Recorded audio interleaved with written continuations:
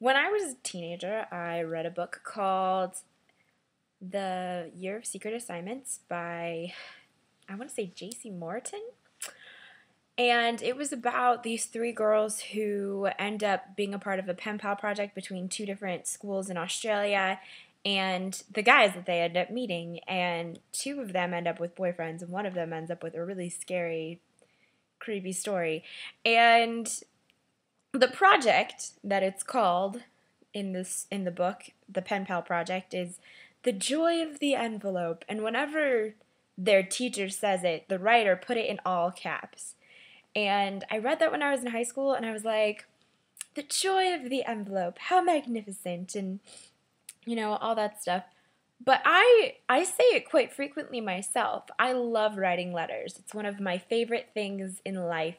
I love receiving letters, possibly even more than I like writing them. And today I got a massive letter from my best friend Emily.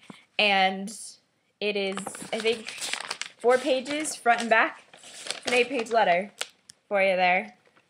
But I just wanted to talk a little bit about the joy of the envelope.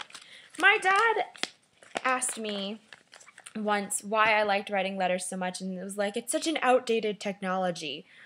And I was kind of like, well, there's something about letters. And if you know me, I've gone on about this before, but writing letters is different from emailing. It's different from talking on the phone in that you're taking time to articulate every thought that you want to convey. And sometimes it's really silly, and sometimes it's really serious, and sometimes you just don't even understand what you're trying to put on paper, and it takes you a really long time to get there, but you do eventually get there, and you write it, and it's a way of communication that I think is precious because of the fact that when you write a letter, whoever you're sending it to isn't going to get it for many days. It's going to be, at least a week.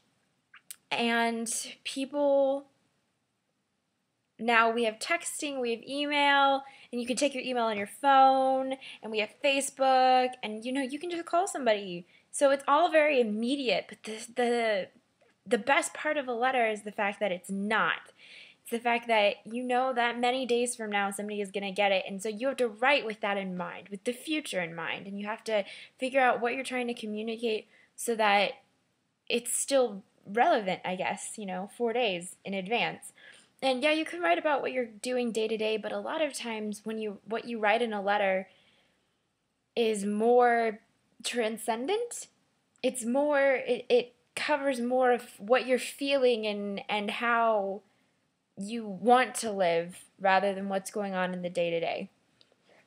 And that's why I think everyone should write letters. I think that it's a form of communication that we undervalue in the society, and I feel bad for the mailboxes, to be perfectly honest. Mailboxes get bills and catalogs and other random things, and how often do they receive letters?